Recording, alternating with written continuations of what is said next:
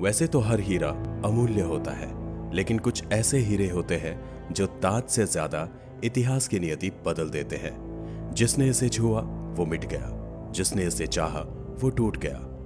आज voice of are के आपको लेकर चला है एक ऐसे हीरे की रहस्यमयी यात्रा पर जिसे कहते हैं कोहिनूर। यह सिर्फ एक रत्न नहीं, ये एक शाप है, एक संघर्ष है और शायद एक सच्चाई जिससे आज तक कोई नहीं बच सका। तो आइए उस इतिहास को जाने जिसे कभी पूरे तरीके से बताया ही नहीं गया।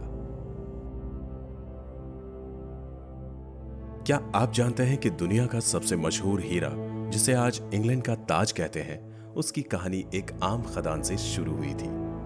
लेकिन यह सिर्फ एक हीरे की कहानी नहीं है, यह लूट, लालच और लानत की दास्तान है।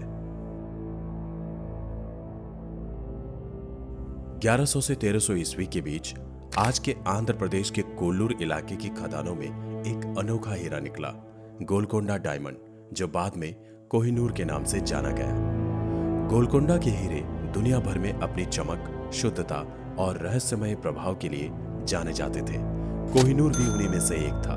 माना जाता है कि इसका वजन शुरू में लगभग 793 कैरेट था, लेकिन जैसे ही यह हीरा जमीन से निकला, खून की नदियां बहने लगी। 13वीं सदी के काकतीय वंश के राजा प्रलय वीरुतंग के खजाने में पहली बार इसका जिक्र मिलता है। कोहिनूर उस समय सत्ता और समृद्धि का प्रतीक बना, लेकिन जैसे जैसे इसकी प्रसिद्धि बढ़ी, इसकी कीमत सिर्फ धन नहीं, रक्त और राजगद्दियां बन गई। जिसने भी इस हीरे को चाहा, उसने अपने विनाश की कहानी खुद लिखी। 16वीं सदी में जब बाबर ने भारत पर विजय पाई, तो यह हीरा दिल्ली के तख्त तक पहुंच चुका था। बाबरनामा में इसका जिक्र आता है। बाबर ने इसे अपने बेटे हुमायूं को दिया था और तब से कोहिनूर मुगल साम्राज्य के रत्नों का ताज बन गया था। शाहजहां ने इस हीरे को मयूर सिंहासन से जड़वाया था, एक ऐसा तख्त जिसकी कीमत आज के समय $1 बिलियन से ज्यादा आंकी जाती है। लेकिन इस हीरे की चमक शासकों को अंधा कर देती थी। 1739 में नादिर शाह ने भारत पर हमला किया, दिल्ली को लूटा और साथ में ले गया कोहिनूर। कोहिनूर को देखते ही उसने कहा, कोह ए नूर, यानी रोशनी का पहाड़, और तभी से इस हीरे का नाम पड़ा कोहिनूर। लेकिन कहानी यहीं खत्म नहीं होती।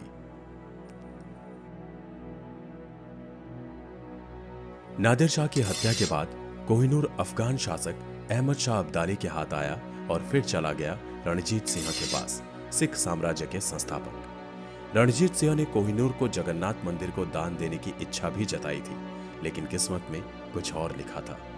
1849 में ब्रिटिश ईस्ट इंडिया कंपनी ने पंजाब पर कब्जा किया और कोहिनूर को 13 साल के लिए दिलीप सिंह से जबरन छीन लिया गया, और तब से यह हीरा अब तक बंदी है लंदन टावर के एक शीशे के पीछे। लेकिन क्या यह सिर्फ एक हीरे की कहानी है, या इसके पीछे छिपा है एक शाप जो आज भी जिंदा है? पार्ट 2 में जानिए क्यों कहा जाता है कोहिनूर अपने साथ विनाश लेकर आता है, किस किस की गद्दी गई, कौन कौन मौत का शिकार हुआ, और क्या ये शाप अब भी जारी है? किसी ताज से जड़ा सबसे चमकदार हीरा कैसे बना विनाश का प्रतीक? जिस कोहिनूर को पाने के लिए राजवंशों ने अपने सिंहासन दांव पर लगा दिए, क्या वो सच में शापित है? इस सवाल की गूंज इतिहास के गलियारों से निकलती है और जवाब छिपा है इस हीरे की खूनी कहानी में। मुगलों के लिए कोहिनूर सिर्फ एक हीरा नहीं था, यह तख्त की ताकत था। शाहजहां ने इसे मयूर सिंहासन से जड़वाया, जहां यह हीरा शाही रोशनी की तरह चमकता था। शाहजहां के बाद उसके बेटे औरंगजेब ने इसे सुरक्षित रखने के लिए इसे आगरा के किले की दीवारों के पीछे छिपा दिया। लेकिन कहते हैं, जिसने कोहिनूर को छुआ, उसकी किस्मत छीन ली गई, और यही हुआ। मुगल साम्राज्य का सितारा धीरे धीरे अस्त होने लगा। नादिर शाह, फारस का शासक, अपनी सेना के साथ दिल्ली पहुंचा। मार्च 1739 में चांदनी चौक की गलियों में लाशें बिछी, खून की नदियां बही, और फिर उसने मुगल खजाना लूटा। और जब उसने कोहिनूर को देखा, उसके मुंह से निकला, कोहे नूर, यानी रोशनी का पहाड़, यहीं से इस हीरे को नाम मिला कोहिनूर। नादिर शाह अपने साथ कोहिनूर और मयूर सिंहासन दोनों को फारस ले गया, लेकिन कुछ ही सालों में उसकी हत्या कर दी गई। शायद यही था उस शाप का पहला संकेत। नादिर शाह की मौत के बाद कोहिनूर पहुंचा उसके सेनापति अहमद शाह अब्दाली के पास, जिसने अफगानिस्तान में दुर्रानी वंश की स्थापना की। उसके बाद यह हीरा कई पीढ़ियों तक अफगानी राजाओं के हाथ में रहा, लेकिन हर पीढ़ी के साथ सत्ता कमजोर होती गई और अंत में फिर से यह हीरा छूट गया। 19वीं सदी की शुरुआत में कोहिनूर फिर भारत आया, पंजाब के शेर महाराणा रणजीत सिंह के दरबार में। कहा जाता है रणजीत सिंह ने इसे अपने तख्त की शान बनाया। मृत्यु से पहले रणजीत सिंह ने कोहिनूर को पुरी के जगन्नाथ मंदिर को दान देने की इच्छा भी जताई थी, लेकिन अंग्रेजों ने ऐसा होने ही नहीं दिया। 1849 में अंग्रेजों ने पंजाब पर कब्जा किया। 13 वर्षीय महाराजा दिलीप सिंह से एक संधि के तहत कोहिनूर को जबरन ब्रिटिश क्राउन को सौंपा गया। एक बच्चे की आंखों से उसके पूर्वजों की विरासत छीन ली गई और कोहिनूर लंदन ले जाया गया। 1850 में कोहिनूर को रानी विक्टोरिया को प्रस्तुत किया गया। रानी ने इसे अपनी क्राउन ज्वेल्स में शामिल किया, जहां आज भी यह लंदन टावर के ज्वेल हाउस में कैद है। लेकिन क्या सच में कोहिनूर सिर्फ एक रत्न है या एक ऐसा अभिशाप जिसने सबको निगल लिया? क्यों हर शासक जिसने इसे छुआ उसका साम्राज्य ढह गया? क्या कोहिनूर को वापस लाने से वो शाप फिर से जाग जाएगा? और क्या आज भी इसे ब्रिटेन में लेकर चलना सही है? पार्ट 3 में जानिए ब्रिटिश राजघराने में कोहिनूर की भूमिका, रानी एलिजाबेथ से लेकर आज तक इसके इर्द गिर्द मंडराता डर और भारत में इसे वापस लाने की कानूनी और भावनात्मक लड़ाई। शौक से ताज पहन लो हुकूमत की, लेकिन ध्यान रहे वो ताज कोहिनूर से सजा है। हर राजवंश जिसने कोहिनूर को अपनाया कुछ वर्षों में या तो मिट गया या उसका पतन हो गया। तो सवाल उठता है कि क्या कोहिनूर वाकई में शापित है? 1839 में महाराजा रणजीत सिंह की मृत्यु हुई। पंजाब साम्राज्य धीरे धीरे अस्थिर होने लगा। इसके बाद सत्ता के लिए संघर्ष शुरू हुआ और 10 सालों में ही अंग्रेजों ने पंजाब को पूरी तरीके से हड़प लिया। जो साम्राज्य कभी उत्तर भारत का शेर था, वो हीरा छीनते ही बिखर गया। 1849 में कोहिनूर ब्रिटिश क्राउन के अधीन हुआ। 1850 में इसे इंग्लैंड भेजा गया और रानी विक्टोरिया को सौंपा गया। और उसके बाद 1857 का पहला स्वतंत्रता संग्राम और फिर 200 सालों तक भारत की पूरी आजादी छीन ली गई। क्या ये महज इत्तेफाक है या कोहिनूर के साथ जुड़ी हुई है किसी शक्ति की ललकार? अब तक कोहिनूर की शापित कथा सिर्फ भारत तक सीमित नहीं रही। ब्रिटिश शाही परिवार पर भी इस हीरे का गहरा साया दिखा। सन 1936 में किंग एडवर्ड अष्टम ने अमेरिका की तलाकशुदा महिला से शादी करने के लिए ताज त्याग दिया। ब्रिटिश इतिहास में पहली बार एक राजा ने अपनी इच्छा से ताज छोड़ दिया। क्या कोहिनूर ताज में जड़ते ही उस ताज की नियति बदल जाती है? लोगों का मानना है कि शाही परिवार में शादी करने वाले बाहरी लोग अक्सर अनहोनियों का शिकार होते हैं। प्रिंसेस डायना, जो पूरी दुनिया की राजकुमारी बन चुकी थी, एक हादसे में उनकी रहस्यमयी मौत ने कई सवालों को जन्म दिया। एक औरत जिसने कोहिनूर को सिर पर नहीं दिल से चाहा, शायद वही उसकी सबसे बड़ी कीमत चुकाई। रानी एलिजाबेथ ने कभी इसे खुद नहीं पहना।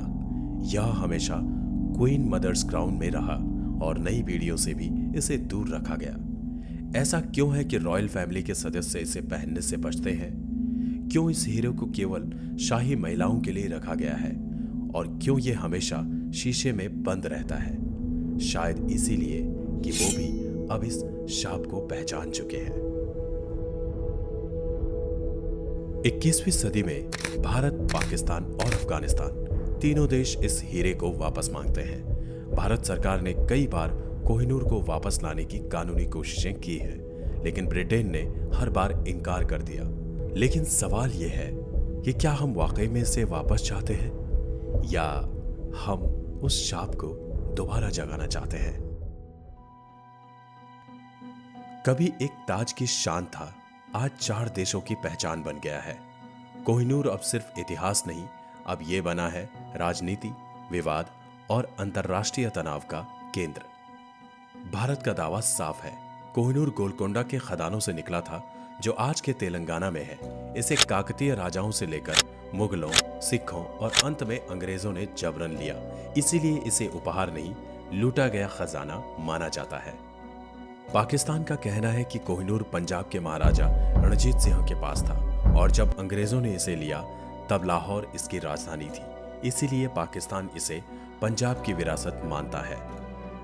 अफगानों का दावा है कि यह हीरा अहमद शाह अब्दाली के जरिए अफगान साम्राज्य का हिस्सा बना था और इसे वहीं से छीनकर भारत लाया गया, इसीलिए दुर्रानी राजवंश के वंशज इसे अफगानिस्तान का खजाना मानते हैं। नादिर शाह, जिसने इसे दिल्ली से लूटा और नाम दिया कोहिनूर, वह ईरान यानी फारस का शासक था। ईरान के कुछ इतिहासकारों का मानना है कि यह हीरा फारसी साम्राज्य की निशानी है। ब्रिटिश म्यूजियम और बकिंगम पैलेस आज भी इस सवाल पर चुप है।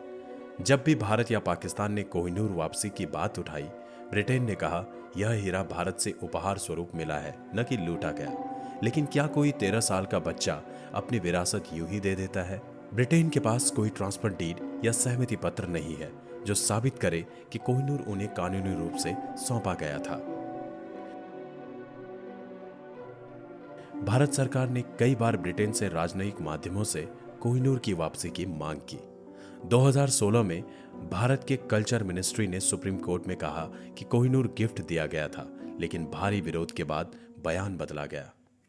2022 में रानी एलिजाबेथ द्वितीय की मृत्यु के बाद जब क्वीन कंसॉर्ट कैमिला के लिए वही ताज तैयार हुआ जिसमें कोहिनूर जड़ा था, दुनिया भर में विवाद भड़क उठा। भारत में सोशल मीडिया पर ब्रिंग बैक कोहिनूर ट्रेंड करने लगा। लोगों ने कहा यह ताज उस आंसू से चमकता है जो भारत की गुलामी में गिरा था। क्या कभी कोहिनूर लौटेगा या फिर यह हमेशा के लिए बंद रहेगा एक कांच के पीछे एक ऐसे देश में जहां इसकी मिट्टी भी नहीं है? क्या ब्रिटेन कभी औपनिवेशिक लूट की नैतिक जिम्मेदारी स्वीकार करेगा या क्या यह हीरा इतिहास की तरह सिर्फ दर्द और बहस की किताब बनकर रह जाएगा? कोहिनूर की चमक उसकी सुंदरता में नहीं, उसमें छुपे हजारों सालों के संघर्ष, आंसू और लहू की गहराई में है। यह सिर्फ एक रत्न नहीं, एक सवाल है, एक चुभती हुई याद है और एक अधूरा न्याय भी। और जब तक कोहिनूर अपनी जमीन पर नहीं लौटता, हमारे इतिहास का एक पन्ना अधूरा रहेगा। कोहिनूर, एक नाम जो इतिहास की हर किताब में चमकता है लेकिन हर दिल में चुभता है। यह कहानी न किसी एक देश की है, न किसी एक ताज की है।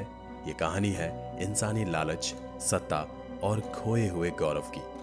क्या यह हीरा वाकई शापित है या शायद यह हीरा खुद अपने घर लौटना चाहता है? वॉइस ऑफ आरके से यही सवाल उठता है कि क्या हम उस इतिहास को लौटा सकते हैं या बस उसकी परछाइयों से जूझते रहेंगे? अगर आपको यह सफर भावुक, रहस्यमयी और सच्चाई से भरा लगा तो इस चैनल को सब्सक्राइब करें, शेयर करें और मिलकर उस इतिहास को जिंदा रखें जिसे कभी मिटा दिया गया था। वॉइस ऑफ आरके, जहां इतिहास सिर्फ पढ़ा नहीं जाता बल्कि जिया जाता है। अगली कहानी तक अलविदा नहीं बल्कि इंतजार कीजिए। जय हिंद।